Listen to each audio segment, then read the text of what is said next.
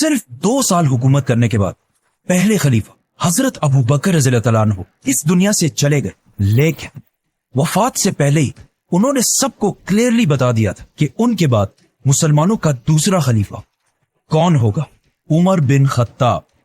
اسلام آج دنیا کا فاسٹسٹ گروئنگ ریلیجن ہے، جسے آلموسٹ 200 کروڑ 2 بلین لوگ فالو کرتے ہیں، اور دنیا میں ایسا کوئی سیکنڈ نہیں گزرتا جس میں دنیا کے کسی کونے میں آزان نہ دی جا رہی ہو۔ اس سب میں حضرت عمر رضی اللہ تعالیٰ عنہ نے بہت بڑا رول پلے کیا، جنہوں نے صرف کچھ ہی سالوں میں مسلمانوں کی اتنی بڑی امپائر بنائی جو ان سے پہلے دنیا میں کسی کے پاس بھی نہیں تھی، الیگزینڈر دی گریٹ اور ایون مصر کے فرعون کے پاس بھی نہیں۔ لیکن یہ سب آخر انہوں نے کیا کیسے؟ حضرت عمر کی پرسنالٹی کو سمجھنے کے لیے اس زمانے کے مکہ شہر کو سمجھنا لازمی ہے، کیونکہ مکہ میں پچھلے کئی صدیوں سے ایک ہی قبیلے قریش کا کنٹرول تھا، اور آہستہ آہستہ قریش کا یہ قبیلہ اتنا بڑھ چکا تھا کہ قریش خود بھی بہت سارے قبیلوں میں ڈیوائیڈ ہو چکا تھا، اور ان قبیلوں کے درمیان اب مکہ میں پیس برقرار رکھنے کے لیے ہر قبیلے کو الگ الگ ذمہ داریاں دی گئی تھی۔ قریش کے 3 سب سے طاقتور قبیلے تھے، جس میں رسول اللہ صلی اللہ علیہ وسلم کے قبیلے بنو ہاشم کے پاس قریش کی ریلیجیس پاور تھی، کیونکہ مکہ کعبہ کی وجہ سے عرب کے ریلیجن کا سینٹر تھا، اور بنو ہاشم کے لیڈرز تھے عبد المطلب اور ان کے بعد ابو طالب۔ قریش کا دوسرا طاقتور قبیلہ تھا بنو امیہ۔ یہ قبیلہ قریش میں صرف اور صرف ایک چیز کی وجہ سے مشہور تھا، پیسہ۔ اسی لیے مکہ کی ساری اکانومی یہی فیملی بنو امیہ کنٹرول کرتی، اور اس قبیلے کا لیڈر تھا ابو سفیان۔ اینڈ لاسٹلی قریش کا تیسرا پاورفل قبیلہ بنو مخزوم تھا، جو مکہ میں واریئرز کی فیملی تھی۔ اسی لیے مکہ میں ہر وار جنگ کی پلاننگ یہی فیملی کیا کرتی تھی، اور سب سے زیادہ ہتھیار بھی اسی فیملی کے پاس ہوتے تھے۔ اور بنو مخزوم کا لیڈر سب سے پاورفل لیڈرز میں سے ہوتا تھا، جن میں سے ایک کو ابو جہل کے نام سے جانا جاتا ہے۔ لیکن حضرت عمر رضی اللہ تعالیٰ عنہ کا تعلق ان تینوں قبیلوں میں سے ایک کے ساتھ بھی نہیں تھا، ان کا تعلق قریش کے ایک دوسرے قبیلے بنو عدی سے تھا، جو قریش کے ایمبیسڈرز کا قبیلہ تھا، مطلب قریش کا ترجمان، سپوکس پرسن زیادہ تر اسی قبیلے سے ہوتا تھا۔ اور جب بھی قریش کے آپس میں کبھی لڑائیاں ہوتی تھی، ان لڑائیوں کو بھی یہی قبیلہ حل کیا کرتا تھا، اور ان کا لیڈر تھا خطاب، حضرت عمر رضی اللہ تعالیٰ عنہ کے والد۔ اسی لیے حضرت عمر کی پرسنالٹی کی یہ سائے کہ وہ کسی بھی بڑے مسئلے کو بہت ہی آسانی سے بات چیت اور ڈیبیٹ کے ساتھ حل کر لیا کرتے تھے۔ انہیں اپنے والد کے قبیلے بنو عدی سے ملی۔ لیکن حضرت عمر رضی اللہ تعالیٰ عنہ کی پرسنالٹی کا ایک دوسرا اینگل بھی تھا، جو ہم سب بار بار سنتے رہتے ہیں، کہ وہ بہت ہی غصے والے انسان تھے، اور بات بات پر دوسرے کا سر کاٹنے کے لیے تیار ہو جاتے تھے۔ حضرت عمر کی پرسنالٹی کا یہ ٹریٹ انہیں اپنی والدہ حنتمہ بنت ہشام سے ملا تھا، جن کا تعلق بنو عدی سے نہیں بلکہ بنو مخزوم سے تھا، جو قریش کے وار اور جنگ کو سنبھال۔ اس بنو مخزوم کے قبیلے کے مائنڈ سیٹ کو سمجھنے کے لیے یہی کافی ہے کہ اس قبیلے سے حضرت عمر رضی اللہ تعالیٰ عنہ کے کزن کا نام خالد بن ولید تھا۔ مطلب حضرت عمر رضی اللہ تعالیٰ عنہ لوگوں کو بات چیت سے اچھی طرح سمجھانا اپنے والد سے سیکھا، اور جو لوگ باتوں سے نہ سمجھے انہیں ڈنڈے اور تلوار سے سمجھانا انہوں نے اپنے والدہ کے خاندان سے سیکھا۔ رسول اللہ صلی اللہ علیہ وسلم کی زندگی کے بارے میں بہت سارے بکس اور بہت سارے لیکچرز، لیکن انہیں سننے اور پڑھنے میں ہمیشہ ایک بہت بڑا مسئلہ ہوتا ہے کہ آخر ان سارے واقعات میں کون سا واقعہ کب پیش آیا تھا۔ اسی لیے زیادہ تر لوگ کنفیوژن میں پڑتے، اسپیشلی بچے۔ اسی مسئلے کو حل کرنے کے لیے house of books has launched prophet Muhammad series, جس میں آپ صلی اللہ علیہ وسلم کی زندگی کے بارے میں اوتھینٹک سورسز کے ساتھ سارے واقعات لکھے ہیں۔ And what I like the most about this کہ اس سیریز میں سارے واقعات کو چھوٹے چھوٹے بکس میں ڈیوائیڈ کیا گیا، اور ہر بک کے اوپر اس کا اپنا نمبر ہے، تاکہ کوئی بھی اسپیشلی بچے اگر اسے پڑھے تو ایک سیکوینس کے ساتھ آپ صلی اللہ علیہ وسلم کی زندگی کو پراپرلی سمجھ سکیں۔ House of books prophet series, link in the description.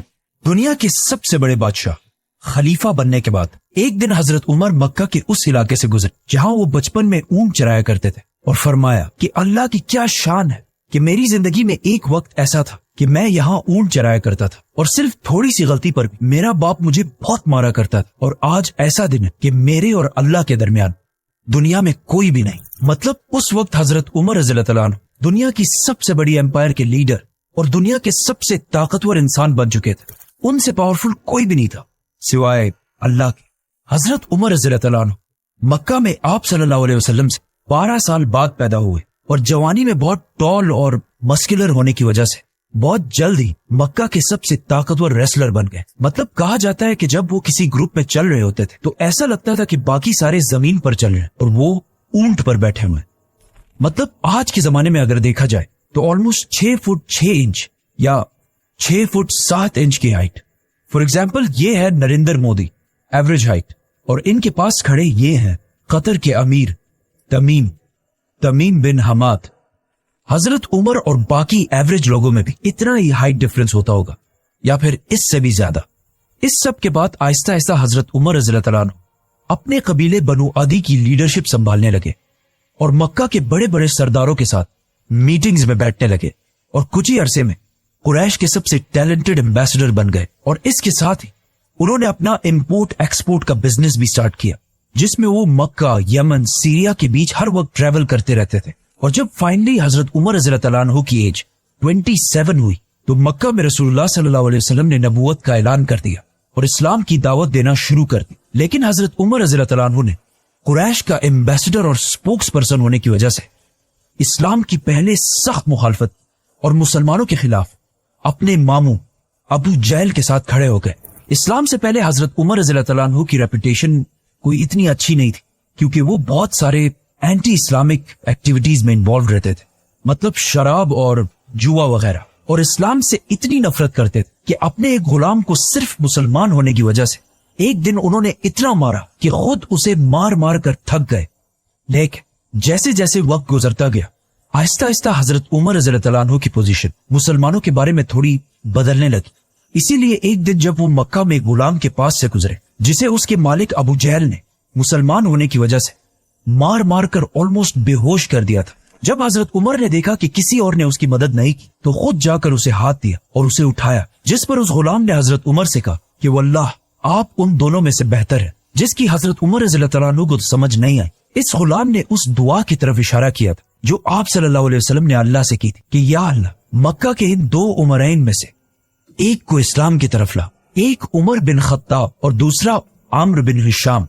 Abu जहल मक्का के कुरैश को मुसलमानों से दूर करने के लिए अबू जहल और अबू सुफियान बार बार मक्का के बड़ों की मीटिंग्स बुलाकर उन्हें ये समझाने की कोशिश करते थे कि मोहम्मद की वजह से हमारा रिलीजन तो खराब हो ही चुका है, लेकिन उसके साथ साथ हमारी इकोनॉमी और इज्जत भी बहुत खराब हो चुकी है। इन सारे मीटिंग्स में बार बार बैठकर एक दिन हजरत उमर रज़ियल्लाहु अन्हु आखिर बहुत तंग आ गए, तो उन्होंने आखिर एक ऐसा फैसला किया जो इससे पहले करने की किसी में भी हिम्मत नहीं थी। रसूलुल्लाह सल्लल्लाहु अलैहि वसल्लम को कत्ल करने का फैसला, और अपनी तलवार लेकर सीधा दार अरकम की तरफ रवाना हुए, जो मक्का में मुसलमानों का हेडक्वार्टर था। लेकिन अल्लाह ने हजरत उमर को इस सबसे बड़े गुनाह के दौरान ही पलट दिया।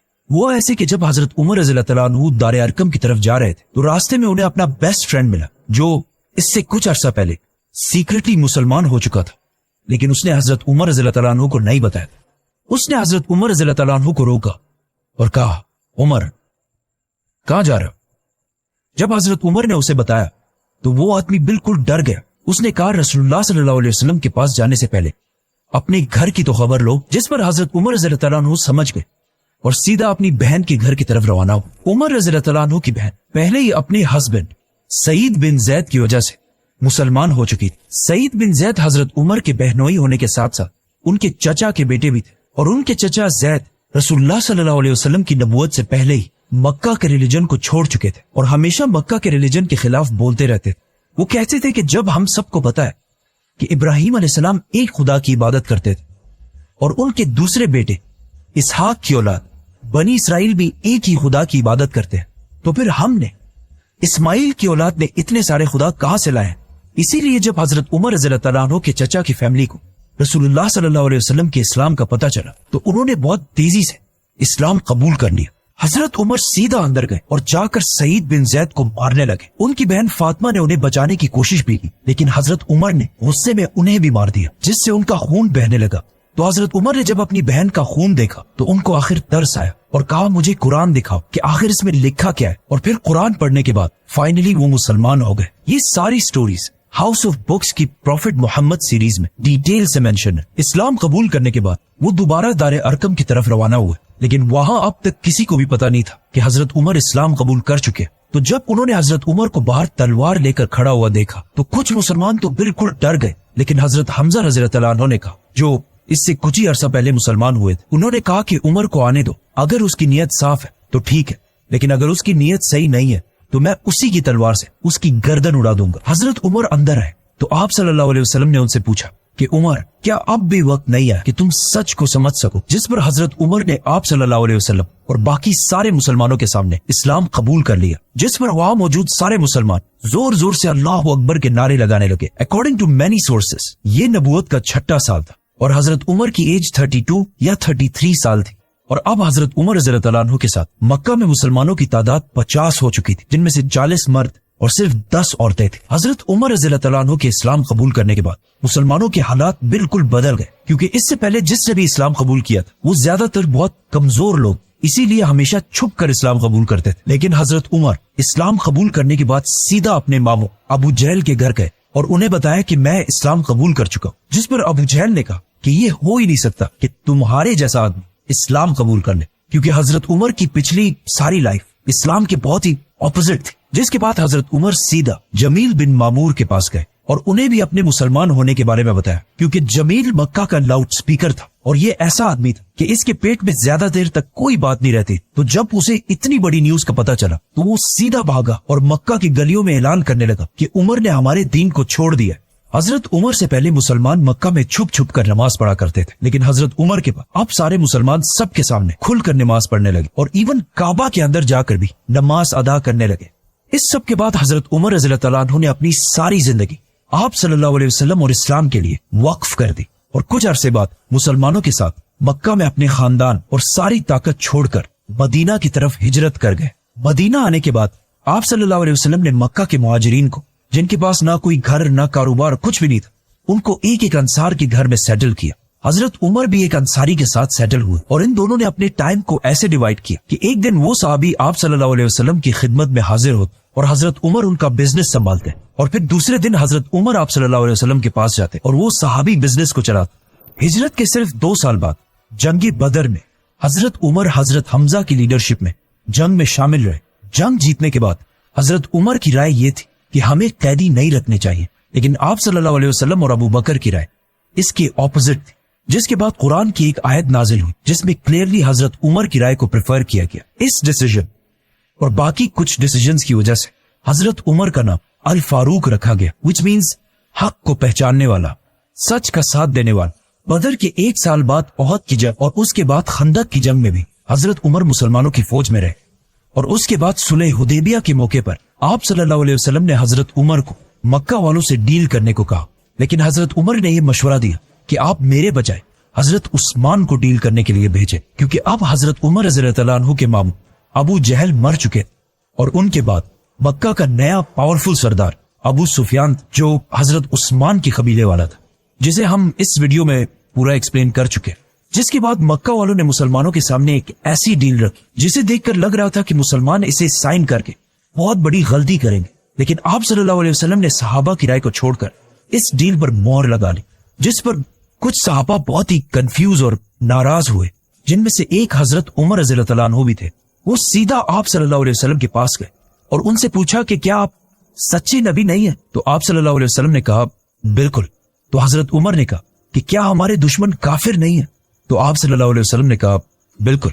जिस पर हजरत उमर ने कहा तो फिर क्यों हम उनकी हर बात मान रहे हैं, क्यों हम इनके सामने कमजोर बन रहे हैं? जिस पर आप सल्लल्लाहु अलैहि वसल्लम ने कहा कि मैं अल्लाह का रसूल हूं और मैं अल्लाह के हुक्म के खिलाफ कोई काम नहीं करता। इससे हजरत उमर खामोश हो गए।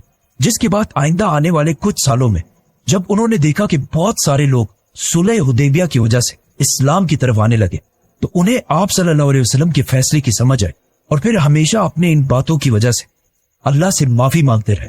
सुलह हुदैबिया के बाद इस्लाम इतने तेजी से फैलने लगा कि हजरत उमर रज़ियल्लाहु अन्हु के कजन खालिद बिन वलीद ने भी इस्लाम कबूल कर लिए। इसके बाद हमेशा हजरत उमर आप सल्लल्लाहु अलैहि वसल्लम के साथ हर डिसीजन और हर जंग में साथ ही रहे और आप सल्लल्लाहु अलैहि वसल्लम ने हजरत उमर की बेटी हजरत हफ्सा से शादी भी की। फिर आखिर मक्का फतह होने के बाद जंगे तबूक में हजरत उमर रज़ियल्लाहु अन्हु ने मुसलमानों की फौज को सपोर्ट करने के लिए अपनी सारी वेल्थ का आधा हिस्सा डोनेट किया। गज़वे तबूक के कुछ ही अरसे बाद आप सल्लल्लाहु अलैहि वसल्लम इस दुनिया से चले गए, लेकिन जब ये खबर हजरत उमर तक पहुंची तो वो इतना शॉक हुए कि उन्हें इस पर यकीन ही नहीं आ रहा था। तो वो मस्जिद नबवी में खड़े हुए और अपनी तलवार निकाल कर कहा कि जो भी ये कहेगा कि रसूलुल्लाह सल्लल्लाहु अलैहि वसल्लम फौत हो चुके हैं, मैं उसकी गर्दन उड़ा दूंगा। क्योंकि आप सल्लल्लाहु अलैहि वसल्लम हमेशा कहते थे कि एक दिन मुसलमान रोमन और पर्शियन एम्पायर दोनों को फतह करेंगे। तो अब ये कैसे हो सकता था कि आप सल्लल्लाहु अलैहि वसल्लम ये सब हुए बगैर दुनिया से चले जाएं? लेकिन हजरत उमर को इस बात का पता नहीं था कि अल्लाह एक दिन उन्हीं के हाथों ये दोनों एम्पायर फतह करेगा।